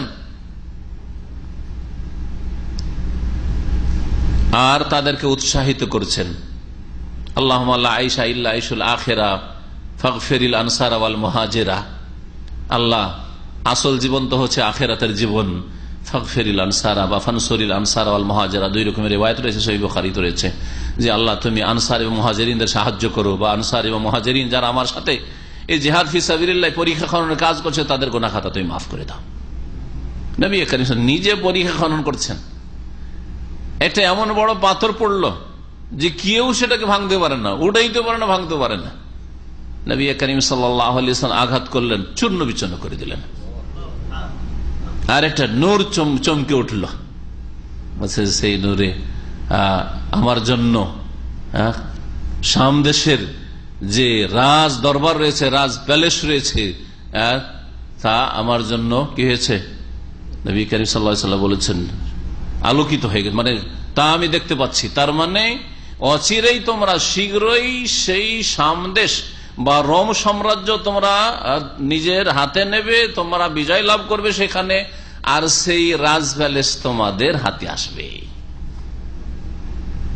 কোথায় গর্ত খনন করছেন, মদিনার হেফাজত নিয়ে পেরেশান, কেমন করে মদিনার হেফাজত করব। আর আকাশের খবর, তারকার খবর নবী করিম সাল্লাল্লাহু আলাইহি ওয়াসাল্লাম দিচ্ছেন, কিন্তু তিনি নিজের পক্ষ থেকে বলছেন না, ওহীর মাধ্যমে বলছেন। এই জন্য ৫ম হিজরিতে নবী করিম সাল্লাল্লাহু আলাইহি ওয়াসাল্লাম এই খবর দিচ্ছেন, তাই না, খন্দকের যুদ্ধ। আর ১০ম হিজরি কেন নবী সাল্লাল্লাহু আলাইহি ওয়াসাল্লাম ইন্তেকাল হয়ে গেল একাদশ হিজরিতে। রবিউল আউয়াল মাসে মুহররম থেকে বছর শুরু ধরেন, তাহলে একাদশ হিজরি। এই জন্য যদি এইভাবে বুঝতে, অনেকে আমাদের দেশের মশহুর যে নবী সাল্লাল্লাহু আলাইহি ওয়াসাল্লাম ইন্তেকাল কোন হিজরিতে হয়েছে না, সাধারণ মানুষ ১০ম হিজরি বুঝে, ১০ম হিজরি বুঝে। কিন্তু যদি নবী সাল্লাল্লাহু আলাইহি ওয়াসাল্লামের হিজরত থেকে নিয়ে তার ইন্তেকাল ধরেন, হিজরত করেছে রবিউল আউয়াল মাসে, ইন্তেকাল হয়েছে রবিউল আউয়াল মাসে, তাহলে রবিউল আউয়াল থেকে রবিউল আউয়াল, তাহলে ঠিক আছে ১০ বছর। কিন্তু যদি বছর মুহররম থেকে যখন গণনা শুরু হয়েছে ওই হিসাবে যদি ধরেন, তো নবী করিম সাল্লাল্লাহু আলাইহি ওয়াসাল্লামের একাদশ হিজরিতে, 11তম হিজরিতে কি হয়েছে, ইন্তেকাল হয়েছে। তারপরে মাত্র ২.২ বছর আবু বকর সিদ্দিক রাদিয়াল্লাহু তাআলা আনহু, তারপরে ওমর রাদিয়াল্লাহু তাআলা খেলাফত 10 বছরের কিছু সামান্য বেশি, 10.5 বছর ধরেন। এই 10 বছর মধ্যে প্রথম দিকে ওমর রাদিয়াল্লাহু তাআলা আনহু শাম দেশ বিজয় করে ফেললেন, আর ওইদিকে পারস্য দেশে ওইখানেও জিহাদ চলছে আলহামদুলিল্লাহ। সেখান থেকেও কোন যে কিসরা পারস্যদের ধনভাণ্ডার আসতে শুরু হইল, আর মানুষের কাছে কোনো অভাব থাকলো না মুসলিমদের কাছে। যারা পেটে পাথর বেঁধে পরীক্ষা খনন করছিল আর কয়েকদিন ধরে খেতে পায়নি, মাসের পর মাস বাড়িতে চুলা জ্বালাবার কোনো ব্যবস্থা নেই, আর তাদের বাড়িতে ধন সম্পদের কোনো অভাব নেই। আল্লাহর দিনকে যখন সুন্দরভাবে তারা প্রতিষ্ঠা করার জন্য জিদ্দোজহদ করেছে, মেহনত পরিশ্রম করেছে, আল্লাহ পাক রব্বুল আলামিন দুনিয়ার নিয়ামত তাদের পায়ে লুটিয়ে দিয়েছে। রাসূলুল্লাহ সাল্লাল্লাহু আলাইহি ওয়াসাল্লাম শুধু ওই নামাজ রোজা আর 2-3টা কাজে আর জিকির তসবিহতে আদর্শ নয়, জীবনের প্রতিটি ক্ষেত্রে আদর্শ, জিহাদের ময়দানেও আদর্শ। কারণ এখানে যে আয়াতের প্রসঙ্গ না, ওখানে নামাজের কথা না, অন্য কোন ইবাদতবন্দির কথা আছে, ওখানে জিহাদের ময়দান, খন্দকের যুদ্ধের কথা আলোচনা করা হয়েছে। তো খন্দকের যুদ্ধে যেইভাবে রাসূলুল্লাহ যে ইখলাসের সাথে, যে কুরবানির সাথে, যে ধৈর্যের সাথে, আর যে মেহনত পরিশ্রমের সাথে এবং আল্লাহর প্রতি ইয়াকিনের সাথে যে আল্লাহ সাহায্য করবেন, ওই রকম ইয়াকিন আর ঈমানের সাথে, ধৈর্যের সাথে তোমরাও আল্লাহর ইবাদতবন্দি, আল্লাহর দ্বীনের কাজ করো। আল্লাহর দ্বীনের কাজ করতে গিয়ে নিরাশ হয়ে যাবেন, হাই রে চারিদিকে দুশ্মন, চারিদিকে শুধু সমালোচনা। এখনো গায়ে কেউ হাত দেয়নি, এখনো সরাসরি মুখের সামনে এসে কেউ গাল দেওয়ার সাহস করেনি, দূর থেকে শুনছে খুব সমালোচনা হচ্ছে। আমি তাওহীদ সুন্নাতের কথা বলছি, খুব সমালোচনা হচ্ছে। আরে এসব সমালোচনা আর শোনা যাবে না, বাদ দিয়ে সব কথা বলা যাবে না, থাক, যেমন দেশের লোক চলছে তেমন চলি, যেমন বিদাতিরা করছে তাই করি। এইটুকু করতে পারছেন না, মানুষের সমালোচনা কে ভয় করছেন, তো বাকি আর কি সামনে কদম বাড়াবেন? কোথায় রাসূলুল্লাহ আদর্শ? তাই শেখ বলছেন এই কথাগুলি, ওয়ালিহাযা আমারা তাবারাকা ওয়া তাআলা আন-নাস বিত-তা'আসসি বিন-নবী সাল্লাল্লাহু আলাইহি ওয়াসাল্লাম ইয়াউমাল আহজাবি ফি সাবরিহি ওয়া মুসাবারাতিহি ওয়া মুরাবাতাতিহি ওয়া মুজাহাদাতিহি ওয়া ইনতিজারিহি আল-ফারাজা মির রাব্বিহি আযজা ওয়া জাল, সালাওয়াতুল্লাহি ওয়া সালামু আলাইহি দায়মান ইলা ইয়াউমিদ্দিন। বলছেন এই জন্য আল্লাহ তাবারাক ওয়া তাআলা সমস্ত মানুষকে, মুসলিম উম্মতকে নবী করিম সাল্লাল্লাহু আলাইহি ওয়াসাল্লামের অনুসরণের নির্দেশ দিচ্ছেন। লাকাদ কানা লাকুম ফি রাসূলিল্লাহি উসওয়াতুন হাসানাহ। ইয়াউমাল আহজাবে, আহজাবের যুদ্ধের দিন, খন্দকের যুদ্ধের দিন। খন্দকের যুদ্ধের দ্বিতীয় নাম হচ্ছে আহজাবের যুদ্ধ। হিজব মানে একটি দল, আর আহজাব মানে বহু দল। তো কাফেরদের বহু দল এসেছিল মদিনা ঘেরাও করার জন্য, এবারে একেবারে মোহাম্মদের সাথী সঙ্গী কে শেষ করে দেব, মদিনা থেকে উৎখাত করে দেব। কিন্তু আল্লাহ যা করতে চেয়েছেন তাই হয়ে থাকে, তার বিপরীত কেউ করতে পারলে ইয়াকদি আল্লাহ আমরান কানা মাফউলা, আল্লাহ পাক যা করতে চান তাই করেন, কোন শক্তি কিছু করতে পারে না, কিন্তু কর্ম করতে হবে। ফি সাবরিহি, এই খন্দকের যুদ্ধের দিনে তার ধৈর্যের ক্ষেত্রে, মুসাবারাতিহি, এবং একে অপরকে ধৈর্যের উপদেশ দেওয়ার ক্ষেত্রে, অমরাবাতাতিহি, এবং আল্লাহর দ্বীনকে প্রতিষ্ঠা করার জন্য জিহাদের ময়দানে অটল থাকার ক্ষেত্রে। মোরাবাতা বলা হয় আর আল্লাহর দুশমনদের সামনে অটল হয়ে দাঁড়িয়ে থাকা, বর্ডারের পাহারা দেওয়া, সীমানার পাহারা দেওয়াকে এই জন্য মোরাবেদ বলা হয়, যারা পাহারা দেয় তাদেরকে। মুজাহাদাতে, এবং তার প্রচেষ্টার ক্ষেত্রে, মেহনত পরিশ্রমের ক্ষেত্রে, মেহনত পরিশ্রম সবকিছু করেছেন যতটা পারলেন, আর তারপরে ওয়ান্তেজারিহিল ফারাজা মির রব্বিহি আজ্জা ওয়া জাল, আল্লাহ আজ্জা ওয়া জাল তার রবের কাছে বালা মুসিবত দূরীভূত করার অপেক্ষায় তিনি। আল্লাহ এখন বালা মুসিবত দূর করবেন। ঘেরাও করে থাকলো কাফের মুশরিকের, আর কয়েকবার করে তারা মদিনায় ঢোকার জন্য লাফ দেওয়ার চেষ্টা করলো, কিন্তু তাদেরকে সাথে সাথে মেরে প্রতিহত করলেন সাহাবাই কেন, আমরা কেউ আর ঢুকতে পারলো না। বেশ দীর্ঘ লম্বা সময় হয়ে যাচ্ছে, কিন্তু আর মদিনায় তারা ঢুকতেও পারছে না। আর তারপরে আল্লাহ পাক রব্বুল আলামিন আসমানি আযাব পাঠালেন। কি পাঠালেন? হ্যাঁ, একবারে এমন ঘূর্ণিঝড় যে তাদের খেমা টেমা হাড়ি বাসন যা কিছু তাদের মাল সামান সব উড়িয়ে নিয়ে গেলেন। চোখ এত ধুলো যে কিছু আর দেখতে পায় না, সব কে কোন দিকে পালালো সব দিশেহারা। রিহান ওয়ানজালা রিহান, আল্লাহ পাক বলেছেন ওয়ারসালা রিহান, হাফেজ সাহেবরা পড়েন ও জুনুদান লাম তারাউহা, আল্লাহ পাক ঘূর্ণিঝড় পাঠালেন এবং জুনুদান লাম তারাউহা। কোরআন ওয়াকাদ যাকার আল্লাহ তাআলা রাসূল ওয়াত্তিবাহু ফি নাহবি 40 মাওযিআ মিনাল কোরআন, রাসূলুল্লাহ সাল্লাল্লাহু আলাইহি ওয়াসাল্লামের আনুগত্যের কথা এবং তার অনুসরণের কথা কোরআনে কারীমের 40-এর মতো জায়গায় উল্লেখ করা হয়েছে। নবীর আনুগত্য করতে হবে এবং নবীর অনুসরণ করতে হবে, এই কথাটি 40টি জায়গায় উল্লেখ করা হয়েছে কোরআনে কারীমে। ফান্নুফুস আহওয়াজ ইলা মারিফাতি মা জাআ বিহি ওয়াত্তিবাউহু বা ওয়াত্তিবাইহি মিনহা ইলা তামি ওয়াশ শারাব। এক হচ্ছে মানুষের প্রয়োজন পানাহারের, খাওয়া দাওয়া না করলে মানুষ বাঁচে না, ঠিক না? জরুরি জিনিস, খাওয়া দাওয়া করতে হবে, নইলে বাঁচা যাবে না। আর একটা মানব জাতির প্রয়োজন হচ্ছে নবী করিম সাল্লাল্লাহু আলাইহি ওয়াসাল্লাম যে দিন নিয়ে এসেছেন, ওহীর দিন, কোরআন এবং হাদিস, এই কোরআন এবং হাদিস সম্পর্কে জ্ঞান অর্জন করার প্রয়োজন। কোনটা বেশি জরুরি? আজকাল যদি মুসলিমদের মাঝে ভোটাভুটি করেন তো 90% বা 95% মুসলিম ভোট দিবে যে আরে খাওয়া দাওয়া না করলে বাঁচা যায়, খাওয়া দাওয়া বেশি জরুরি, আর খেয়ে দে তারপরে আল্লাহর দিনের কথা শিখবো না আমল করবো, এটা পরের কথা, তাই না? কিন্তু শেখ কি বলছেন শুনেন, বলছেন যে মানুষ নফুস মানে নফসে ইনসানি, মানব জাতি আহওয়াজ অধিক মুখাপেক্ষী এলা মারিফাতে মা জাআ বিহি, সেই দিন সম্পর্কে জ্ঞান অর্জন করার মুখাপেক্ষী, যেই দিন নবী সাল্লাল্লাহু আলাইহি ওয়াসাল্লাম নিয়ে এসেছেন, ওয়াত্তিবাই এবং নবীর অনুসরণ করার অধিক মুখাপেক্ষী মিনহা ইলা তামি ওয়াশ শারাব, পানাহারের চাইতেও বেশি মুখাপেক্ষী। কেন? শেখ বলছেন ফাইন্না তাম ওয়াশ শারাব ইযা ফাতাল হুসুল আলাইহিমা হাসাল আল মাউত ফিদ দুনিয়া। আচ্ছা, যদি পানাহার নাই পান, পানির প্রয়োজন, পানি করছেন কিন্তু পানি পেলেন না, কি হবে? মৃত্যু ঘটবে, মরে যাবেন, এই তো না, এর বেশি কিছু হবে? খেতে পেলেন না অনাহারে 1 সপ্তাহ 2 সপ্তাহ 3 সপ্তাহ বাঁচা যায়, তারপরে শেষ, তাই না? পানির ওর চাইতে বেশি তাড়াতাড়ি প্রয়োজন, হয়তো 1-2 দিনের মধ্যে পানি না পেলে শেষ, এই তো হবে। তাহলে দুনিয়ার জীবনটা শেষ হয়ে গেল। দুনিয়ার এই জীবনটা যেটা আজকে শেষ না হইলো 10-20 বছর পর শেষ হবে, ওটা শুধু শেষ হইল নাকি আখেরাতে জান্নাত শেষ? দুনিয়া যদি না খেয়ে মরে যান, খাওয়া দিল না কেউ, পানিও দিল না, অনাহারে মরে গেলে, দুর্ভিক্ষে মরে গেলেন, তো জান্নাত হারিয়ে গেল? জান্নাত হারায়নি যদি আপনার ইমান আর আমল ঠিক থাকে।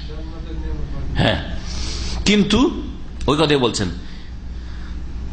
ফাইনা তামা ও শুরবা ইযা ফাতাল হুসুল আলাইহিমা, যদি পানাহার যদি কারো হাতছাড়া হয়ে যায়, ইযা ফাতাল হুসুল আলাইহিমা, আপনি পানাহার হাসিল করতে পারলেন না, পানাহার প্রাপ্ত হলো না, হাসাল আল মাউত ফিদ দুনিয়া, তাহলে ইহকালে দুনিয়াতে আপনার মওত আসবে, মৃত্যু ঘটবে।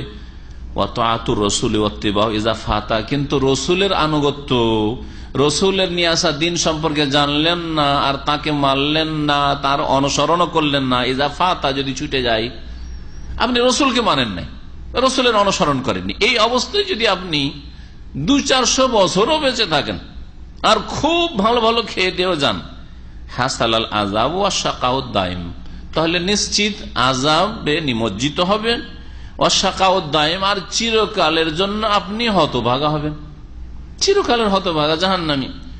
ওয়াকাদ আমার রাসূলুল্লাহ সাল্লাল্লাহু আলাইহি ওয়াসাল্লাম বিল ইক্তিদাই বিহি ফি আদাইল ইবাদাত, নবী করিম সাল্লাল্লাহু আলাইহি ওয়াসাল্লাম তার অনুসরণ করার জন্য নির্দেশ দিয়েছেন ইবাদত বন্দেগী সম্পাদনের ক্ষেত্রেও। ওয়ান তুআদ্দা আলাল কাইফিয়া, এবং সেই ইবাদত বন্দেগী যেমন পরিমাণের ক্ষেত্রে নবী যতটা পরিমাণ ইবাদত করেছেন ফরজ, ওটা ফরজের উপর বাড়ানো যাবে না। ইবাদত যেই ইবাদত গুলি নবী সাল্লাল্লাহু আলাইহি ওয়াসাল্লাম দিয়েছেন ওর উপর নতুন রকমের কিছু ইবাদত বাড়াবেন, তার তরিকা পদ্ধতি, তাও বাড়ানো যাবে না।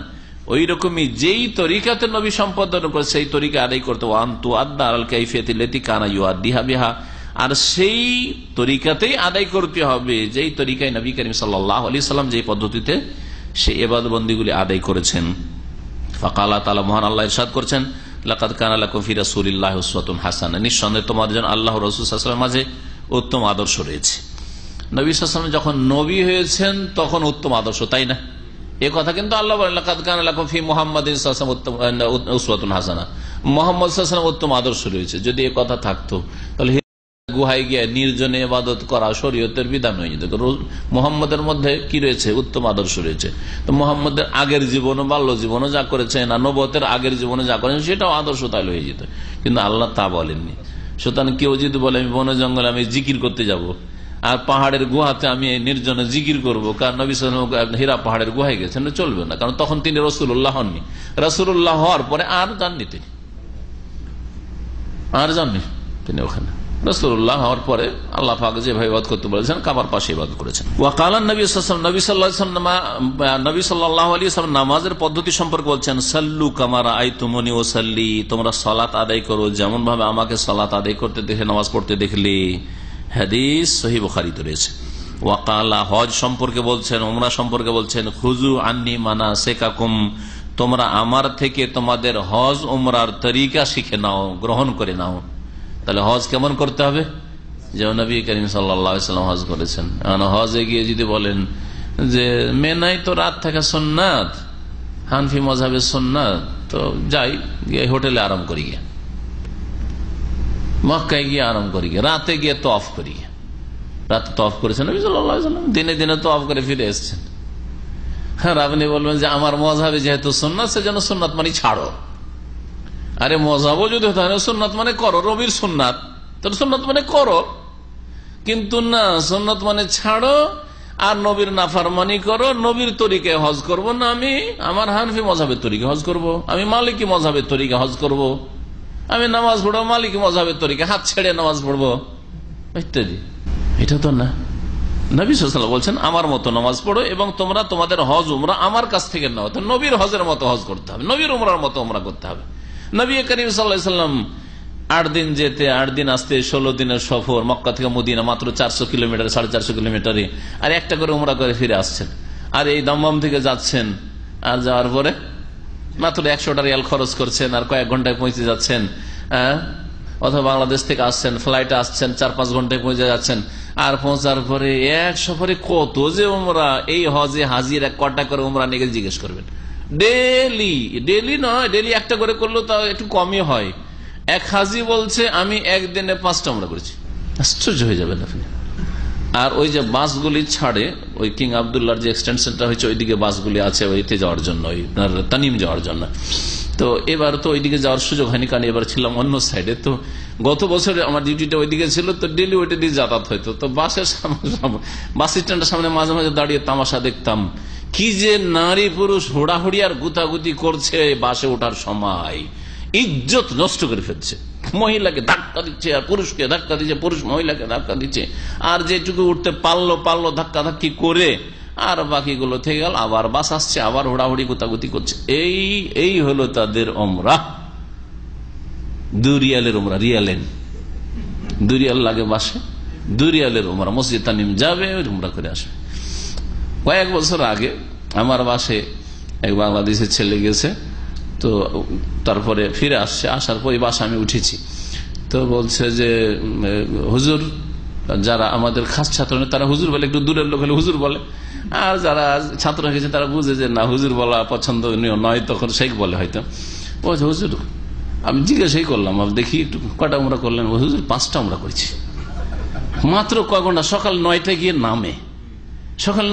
নামে, আর উমরা করতে করতে তো 12টা বাজে, তো জোহর হয়ে গেল। জোহর পর থেকে নিয়ে সময় পায় কতটুকু, মাগরিব পর্যন্ত বা এশা পর্যন্ত, এশা পরে তো দৌড় দিতে হয় বাসের কাছে, এইটুকু সময় শুধু, তাই না? মক্কা মদিনার বাস যেগুলো, আর সেই বাসে বলছে ওই কয়েক ঘন্টার মধ্যে সুবহানাল্লাহ, প্রথম উমরাতেই তো 12টা হয়েছে, তাই জোহর হয়েছে, তাহলে জোহর পর গেছে ওইদিকে মসজিদ আয়েশা 5টা উমরা করেছে। এই এক আজব কেরামতি, আমি তো মনে করি কেরামতি, এই বিদাতের কেরামতি, বিদাতের কেরামতি। আমাদের তো শরীর চলবে না যে একদিনে এই কয়েক ঘন্টা 4-5 ঘন্টার মধ্যে 5টা আমরা করবো, আর তাও বিদাত করার জন্য, কারণ বিদাত জানি তো, যার ফলে ওতে আগ্রহ নাই। মানুষ যখন আবেগে থাকে আর কোনো কিছুর আগ্রহে থাকে, তখন আর শরীরের কি অবস্থা ওইদিকে খেয়াল থাকে না, আসলে হচ্ছে এই ব্যাপারটা। তখন এইরকম বিদাতি কেরামতি হইতে থাকে, বুঝতে পারছি, বিদাতি কেরামতি হইতে থাকে এরকম।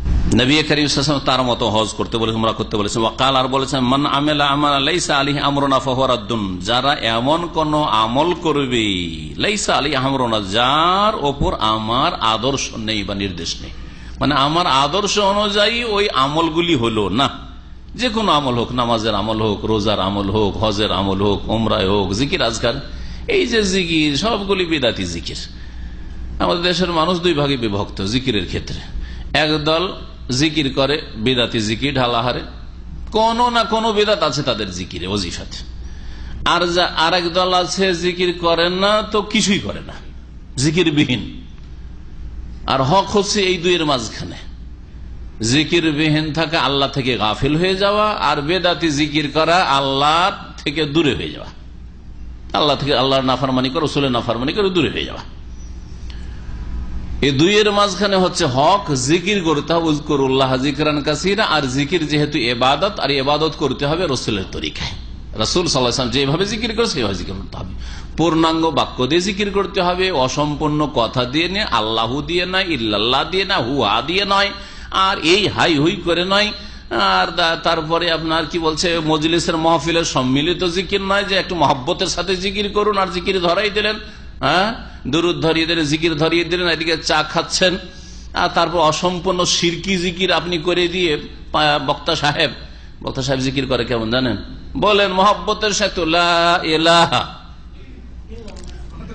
ইল্লাল্লাহ, আপনারা বলবেন কোথায় ইল্লাল্লাহ বলে, ও বক্তা নাস্তিক, বক্তা ইল্লাল্লাহ বলে না, কথাতে নাস্তিক, সে তার মগজে কি আছে সেটা আলাদা বিষয়, কিন্তু কথা ভালো করে বক্তব্যগুলো 2-1টা শুনে দেখবেন। আমি শুনেছি, কারণ আমাকে যখন এরকম কেউ বললো যে এরকম ইল্লাল্লাহ বলে না, লা ইলাহা বলে থেমে যায়, তো একটু শুনি তো কনফার্ম হওয়ার জন্য শুনতে, লা বলুন মহব্বতের সাথে একটু লা ইলাহা, এই লা ইলাহা একটু সুর করে, আমার তো অত সুর হয় না, আবার ওসব করে তো অভ্যাসও নাই। তো কথা হচ্ছে যে এই লা ইলাহা বলে ও নাস্তিক হয়ে থেকে গেল, এলাহ নেই, লা ইলাহা মানে কি এলাহ নেই, তোমাদের আছে, তোমরা ইল্লাল্লাহ বলো। দুরূদ পড়ে ওই রকমই, আল্লাহুম্মা সাল্লি আলা, সাল্লি আলা মানে কি, আল্লাহুম্মা হে আল্লাহ, সাল্লি মানে রহমত নাজিল করো, আলা ওপরে, হ্যাঁ আছে কার উপরে, ভালো করে শুনে দেখবেন, সাল্লি আল্লাহর পর আর কিছু পড়ে না বক্তা, তারপর ও চা পানি করে, জি না হয় বসে থাকে, একটু চিন্তা ভাবনা করে, আর এরপরে কি বলবো টুলবো সব চিন্তা করে। জি হ্যাঁ, জাহেল সমাজের জাহেল বক্তা, জি জাহেল সমাজের জাহেল বক্তা। আল্লাহ পাক হিদায়াত দান করেন আর জনসাধারণকে ইসলাম শিখার তৌফিক দান করেন। নবী সাল্লাল্লাহু আলাইহি ওয়াসাল্লাম বলেছেন আরো, মান রাগিবা আন সুন্নাহ, হ্যাঁ কি বললেন, নবীর আদর্শ মোতাবেক যদি আমল না হয় তাহ ফাহুয়া রাদ্দুন, সেটা হচ্ছে প্রত্যাখ্যাত, মারদুদুন। ওয়াকালা, আরো নবী সাল্লাল্লাহু আলাইহি ওয়াসাল্লাম বলছে, এই হাদিসটি যে মান আমিলা আমালান, সেই হাদিসটি রয়েছে বুখারী মুসলিমে রয়েছে। আর তারপর হাদিস হচ্ছে, মান রাগিবা আন সুন্নতি ফালাইসা মিন্নি, যেই ব্যক্তি আমার আদর্শ থেকে বিমুখ হলো সে আমার দলভুক্ত নয়। এই হাদিসটি সহিহ বুখারী মুসলিমে রয়েছে। আর খুযু আন্নী মানাসিকাকুম, আমার থেকে তোমরা হজ উমরার তরিকা শিখে নাও, এই হাদিসটি সহিহ মুসলিমে রয়েছে। ইলা গায়রি যালিক মিনান নুসুস, এছাড়াও বহু হাদিস রয়েছে, আল্লাতী ফিহাল আমরু বিল ইক্তিদাই বিহি ওয়ান নাহী আন মুখালাফাতিহি, যে হাদিসগুলিতে নবী করিম সাল্লাল্লাহু আলাইহি ওয়াসাল্লামের অনুসরণের নির্দেশ দেওয়া হয়েছে এবং তার বিরোধিতা করতে নিষেধ করা হয়েছে। আল্লাহ পাক রব্বুল আলামিন যেন নবী করিম সাল্লাল্লাহু আলাইহি ওয়াসাল্লামের আদেশ নিষেধ মেনে চলার তৌফিক দান করেন, তার সত্যিকার আনুগত্য করার তৌফিক দান করেন, যেভাবে আল্লাহ পাক তার আনুগত্য পছন্দ করেন সেইভাবে তাকে মানার তৌফিক দান করেন। আল্লাহ পাক তার রাসূলের যেন অনুসরণের তৌফিক দান করেন, যেভাবে রাসূলুল্লাহ সাল্লাল্লাহু আলাইহি ওয়াসাল্লাম অনুসরণ আল্লাহ পাক ফরজ করেছেন সেইভাবে আল্লাহ পাক আদায় করার তৌফিক দান করেন। আল্লাহ পাক নবী করিম সাল্লাল্লাহু আলাইহি ওয়াসাল্লামের তরিকায় আমাদের হায়াত কাটাবার তৌফিক দান করেন এবং তার উপরে আমাদেরকে যেন মওত দান করেন আর তার উপরে আমাদেরকে হাসরে ওঠার তৌফিক দান করেন। নবী করিম সাল্লাল্লাহু আলাইহি ওয়াসাল্লামের শাফাত আল্লাহ পাক যেন আমাদেরকে দান করেন। নবী করিম সাল্লাল্লাহু আলাইহি ওয়াসাল্লামের সাথে আমাদেরকে জান্নাতুল ফিরদৌসে আল্লাহ পাক যেন জায়গা দান করেন। ওয়া সাল্লাল্লাহু আলা নবিয়িনা মুহাম্মদ ওয়া আলা আলিহি ওয়া সাহবিহি আজমাইন। গুরুত্বপূর্ণ প্রশ্ন বলছে যে কোন এক মেয়ে যদি ইসলাম গ্রহণ করে, অমুসলিম মেয়ে ইসলাম গ্রহণ করে, তাহলে ওই মেয়ের বিবাহ দেওয়ার সময় বা মহিলার বিবাহ দেওয়ার সময় কি তার কাফের অমুসলিম ওলি যে অভিভাবক রয়েছে তার বাপ যদি বেঁচে থাকে, বাপ অন্য কেউ নয়, তার অনুমতি আবশ্যক হবে, কারণ বিনা ওলিতে বিবাহ হয় না। ওলির সংজ্ঞা আপনাকে জানতে হবে। ওলি মানে শুধু অভিভাবক না, ওলি মানে ওলায়েতের জন্য প্রথম শর্ত হচ্ছে তাকে মুসলিম হইতে হবে, তাকে মুসলিম হইতে হবে, আর ঈমান ভঙ্গকারী কোনো কিছু তার মধ্যে যেন না থাকে। সুতরাং আজকালকার বর্তমান যুগের প্রত্যেক মুসলিম ওলি হওয়ার যোগ্যতা রাখে না, কারণ অনেক মুসলিম আছে যারা নাস্তিক, অনেক মুসলিম আছে যারা মুনাফিক, অন্তর আকীদার মুনাফিক, অনেক মুসলিম আছে যারা কমিউনিস্ট, অনেক মুসলিম আছে যারা কবর মাজার পূজারী, এরা ওলি হওয়ার যোগ্যতাই রাখে না। একজন মুশরিক কবর পূজারী তার মেয়ের বিবাহ দিতে পারে না। ওই রকমই একজন বেনামাজি সঠিক মতে বেনামাজিও মুসলিম নয়। সুতরাং একজন বেনামাজি নামাজি মেয়ের জন্য ওলি হইতে পারে না। মেয়ে যদি নামাজি হয় তাহলে তার জন্য অন্য কোন নামাজি নিকট আত্মীয় খুঁজতে হবে, আর নিকট আত্মীয় কেউ যদি না থাকে তো মুসলিম সরকার বিবাহ দেবে, মুসলিম আদালত বিবাহ দেবে। মুসলিম সরকার আদালত যদি না থাকে, সেগুলো যদি বেনামাজির পাল হয়, তাহলে কোন আলেমে দিন ওলি হবে, সে বিবাহ দেবে। ফাসসুলতান ওলি মাল্লা ওলি আল্লাহ। কিন্তু ওলি হওয়ার জন্য শুধু বাপ হওয়া, দাদা হওয়া, আর বড় ভাই হওয়া, চাচা হওয়া এইসব যথেষ্ট নয়। তার সাথে প্রথম শর্ত হচ্ছে মুসলিম হইতে হবে, সাবালক হইতে হবে, আকেল বিবেক সম্পন্ন হইতে হবে, পাগল হইলে হবে না। জি হ্যাঁ, প্রথম শর্ত কিন্তু মুসলিম হইতে হবে। আল্লাহ পাক কোরআনে কারীমে ইরশাদ করেছে, এর দলিল কোরআনে কারীমে রয়েছে, ওয়ালা ইয়াজআল আল্লাহু লিল কাফিরিনা আলাল মুমিনিনা সাবিলা। কখনো আল্লাহ পাক রব্বুল কাফেরদেরকে মুমিনদের উপর কর্তৃত্ব দান করেন নাই। কাফের কখনো মুমিনের নেতৃত্ব দিতে পারে না। ওয়ালা ইয়াজআল, আল্লাহ কখনো শব্দটি ব্যবহার করেছেন, ওয়ালা ইয়াজআল লিল কাফির আল মুমিনিনা সাবিলা। সুতরাং কোন নামাজি মেয়ের বিবাহ দেবে, তৌহিদে বিশ্বাসী মেয়ে, সহি আকীদার, আর তার বাবা হচ্ছে মাজারপন্থী, মাজার পূজারী, বিবাহ দেবে, জায়েজ নয়। ওর ওলি হওয়া জায়েজ নয়, কারণ ও মুশরিকের কাছে বিবাহ দিয়ে দিতে পারে, বেনামাজির কাছে বিয়ে দিয়ে দেবে, বেনামাজি বাপ, অযোগ্য সে ওলি নয় কখনো। এই ক্ষেত্রে মেয়ে আশ্রয় নিবে আইনের যে আমার বাবা আমার ওলি হওয়ার যোগ্য নয়, তার অধিকার রয়েছে আশ্রয় নেওয়ার, তাকে হক দেওয়া হয়েছে, ইসলামী হক দিয়েছে। যখন মুসলিমদের মধ্য থেকে যারা ঈমান ভঙ্গ করেছে, ঈমান নষ্ট করেছে, তারাই ওলি হওয়ার যোগ্যতা রাখে না, তাহলে অমুসলিম কি করে ওলি হইতে পারে? সুতরাং যেই নিউ মুসলিম মহিলা হবে বা মেয়ে হবে, তার অভিভাবক হবে মুসলিম শাসক যদি ওখানকার থাকে, বা শাসকের প্রতিনিধি, যেমন আদালত, সেখানকার কাজী জজ মুসলিম।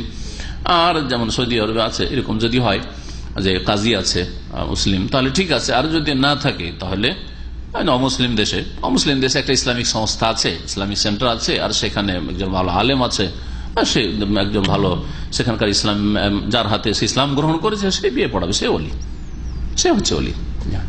ইউরোপ, আমেরিকাতে, ভারতে, এইসব দেশে কি করবেন না, এইসব দেশে অমুসলিম একটা মুসলমান হলে একজন আলেমের দিন বিয়ে দিয়ে দিবে। আলেমের দিন যদি কাজী থাকে, অবশ্য ভারতের কোন কোন এলাকায় কাজী রেজিস্টার্ড কাজী আছে, মানে রেজিস্ট্রেশন পায় তারা, আদালতে নাই কিন্তু বাইরে এমনি কাজী তারা আছে রেজিস্ট্রেশন নিয়ে।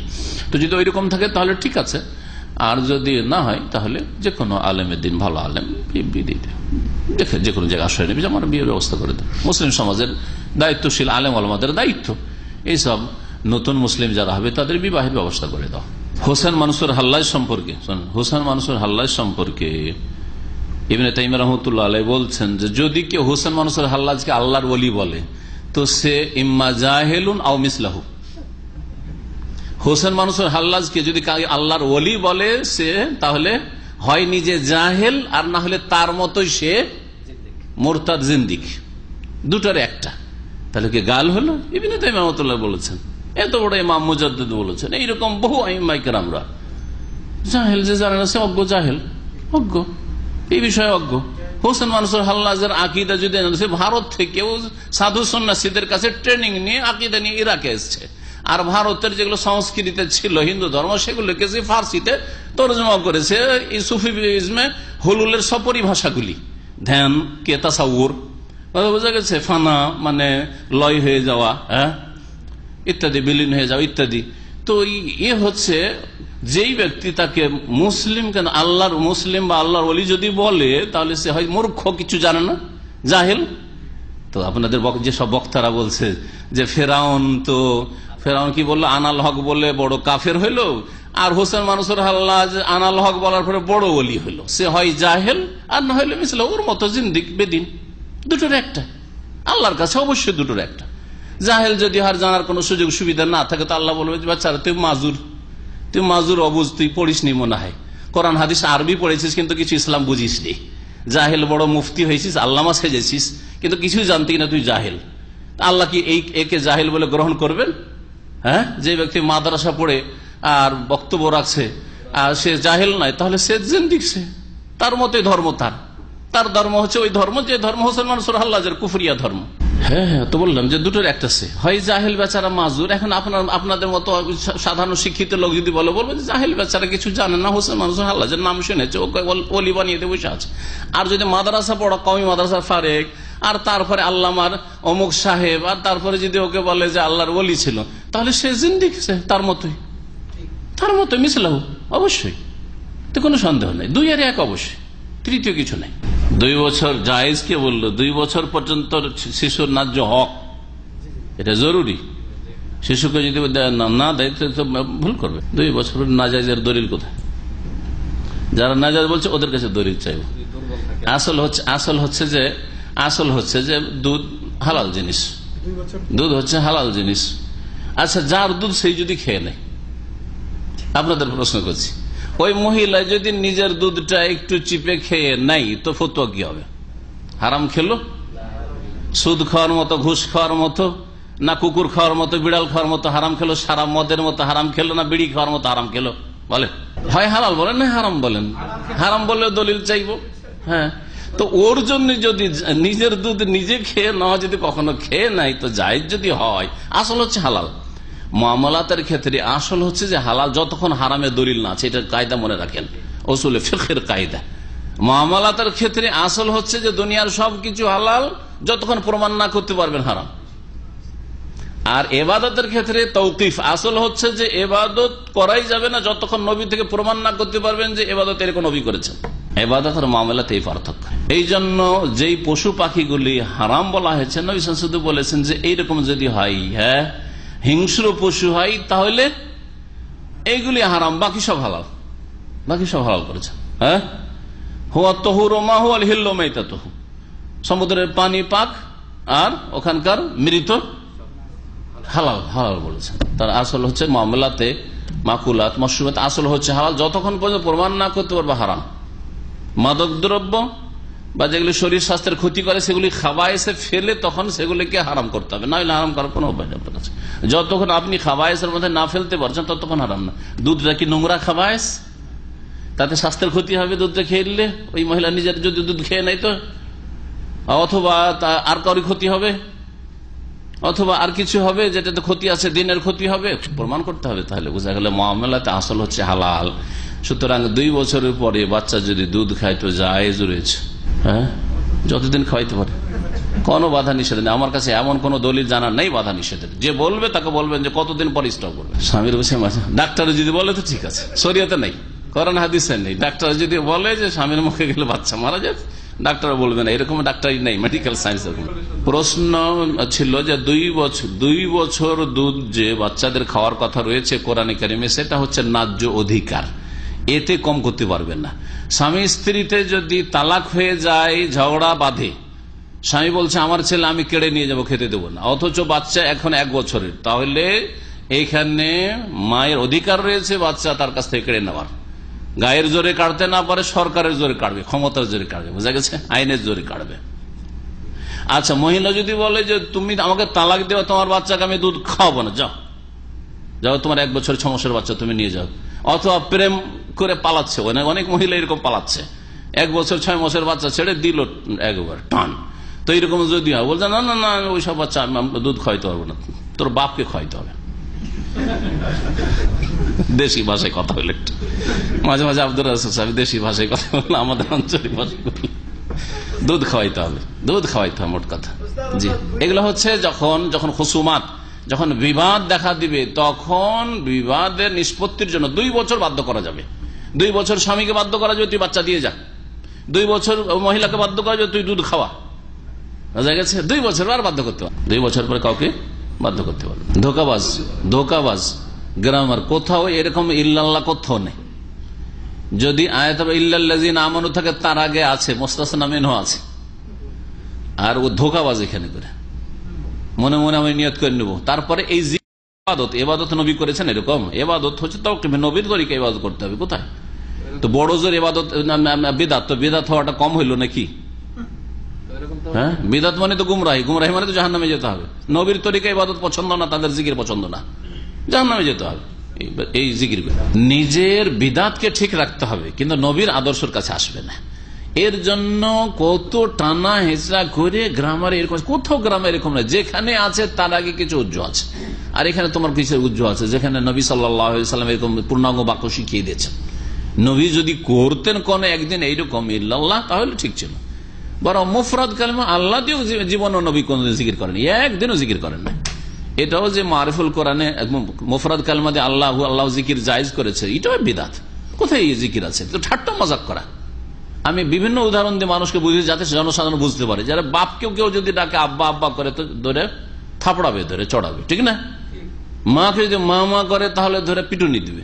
হ্যাঁ, যে ঠাট্টা মজাক পেয়েছিস তুই, হ্যাঁ মস্করা শুরু করেছিস। কিন্তু যদি মা তোমাকে ভালোবাসি, মা তোমাকে খুব মনে পড়ে, মা তোমাকে ছেড়ে আমাকে মাদ্রাসা যেতে ভালো লাগে না, মা তোমাকে ছেড়ে আর বিদেশে ভালো লাগে না, কত খুশি হবে।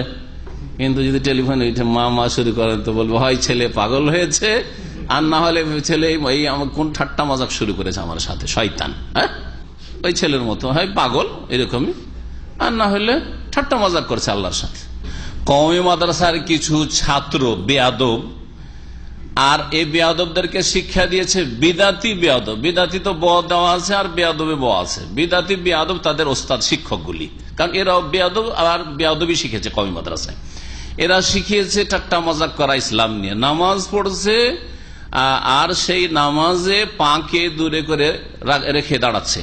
আমি তাদেরকে বলবো যে তোমাদের মযহাবে আছে যে 2 পায়ের মাঝখানে মাত্র 1 বিঘত হবে অথবা 4 আঙ্গুল হবে, এর দলিল একটা হাদিস দাও তো। কিয়ামত পর্যন্ত, কিয়ামত পর্যন্ত সময় থাকলো এই মযহাবধারীদের যে 2 পায়ের মাঝখানে শুধু এতটুকু ফাঁক রাখা চলবে, আর এর বেশি চলবে না। এর একটা হাদিস চাই, নিয়ে আসুক, কোথা থেকে নিয়ে আসছে। সুতরাং কারো শরীর মোটা হয়, তো যদি 1 বিঘতের জায়গায় আর একটু বেশি ফাঁক করে, কোনো অসুবিধার কথা নাই। এই ক্ষেত্রে কোনো বাধা ধরা এরকম কোন পরিমাণ নেই যে এতটা পরিমাণ শুধু ফাঁক রাখতে পারবেন, বা 2 পাকে একবারে মিলিয়ে রাখতে হবে, কোথাও এর প্রমাণ নেই। এগুলো মন গড়া কথা ফোকাহাদের, যে 1 বিঘত অথবা 4 আঙ্গুল বা কিছু 2 পায়ের মাঝখানে, কোন হাদিস নেই এই সম্পর্কে। 2 নম্বর কথা, তারপরে মজাক কি নিয়ে করছে যে খুতবা যেহেতু আহলে হাদিসরা বাংলায় পড়ে, সেই জন্য আহলে হাদিসদের নামাজ নিয়ে মজাক করছে। প্রথম কথা, নামাজ নিয়ে মজাক। তারা তখন আজান দিছে বাংলায়।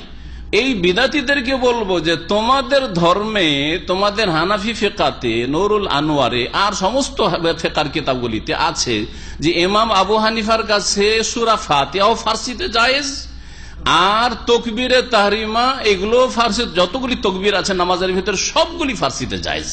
আরে নামাজের ভিতরে তোমাদের মযহাবে জায়েজ, তোমাদের মযহাবে ইমামের কাছে। আমাদের কাছে তো নামাজের বাইরে শুধু খুতবাটা অন্য ভাষায় জায়েজ। তাহলে তোমাদের ধর্ম নিয়ে তোমরা ঠাট্টা করছো, তোমাদের মযহাব নিয়ে তোমরা ঠাট্টা করছো, তোমাদের ইমাম সাহেবকে নিয়ে ঠাট্টা করছো।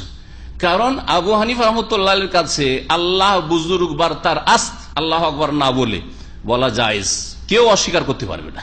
আসুক কেউ অস্বীকার করার মতো কোন মৌলবী থাকলে আসুক, তাদের কেউ আল্লাহু আকবার না বলে যদি আল্লাহ বুজুর্গ বার তার আস্ত তাকবীর তাহরিমা করলেন, আর তারপর রুকুতে গেলেন আল্লাহ বুজুর্গ বার তার আস্ত, হ্যাঁ, আর তারপরে সেজদায় গেলেন আল্লাহ বুজুর্গ বার তার আস্ত, সেজদা থেকে উঠলেন, যতগুলি তাকবীর সবগুলি যে আল্লাহ বুজুর্গ বার তার আস্ত ফার্সিতে বলেন, তাহলে আবু হানিফার কাছে নামাজ জায়েজ হয়ে যায়। সূরা ফাতিহা শুরু থেকে শেষ পর্যন্ত বিসমিল্লাহির রহমানির রহিম থেকে ওয়ালাদ-দাল্লিন পর্যন্ত যদি ফার্সি ভাষায় পড়েন, ইউজাউযুল ইমামু আল কিরাআতা বিল লুগাতিল ফারসিয়াত, নূরুল আনওয়ারে ইবারত আছে। আমি পড়েছি এবং পড়িয়েছি সব কিতাব শিক্ষকতার যুগে। কোথায় যাবেন? এগুলো তো মূর্খ লোকদের চোখে ধুলা ছেটানোর জন্য, অন্যদেরকে নিয়ে ঠাট্টা মজাক করা, নিজেদেরকে নিয়ে ঠাট্টা মজাক করা হচ্ছে। আমারও তো নামাজের বাইরে খুতবাকে বাংলা ভাষা বা অন্য ভাষায় জায়েজ করেছি, আর এটাই হচ্ছে হক। কারণ খুতবা মানে অ্যাড্রেস করা, সম্বোধন করা। আরবি ভাষায় যদি বাঙালিকে আর ইন্ডিয়ানদেরকে বা শ্রীলঙ্কানদেরকে, অনারবদেরকে যদি আরবি ভাষায় খুতবা দেওয়া হয়, তো বকরি ছাগলের সামনে কিছু বলা একই কথা, কোনো পার্থক্য আছে নাকি? যারা এক কথা বুঝেন না, যেমন বকরি ছাগলে কিছু বললে বুঝেন না, ওই রকম আরবি ভাষায় যদি ইংরেজদেরকে বলেন বা অনারবদেরকে বলেন, ওই রকমই অবস্থা। তাহলে আরবি ভাষাতে খুতবা হবে, এটা তো অযৌক্তিক কথা, অযৌক্তিক কথা। এই জন্য খুতবা সেখানকার ভাষায় হবে যেখানে আপনি খুতবা দিচ্ছেন, যেখানে আপনার সামনে শ্রোতারা মেজরিটিতে রয়েছে।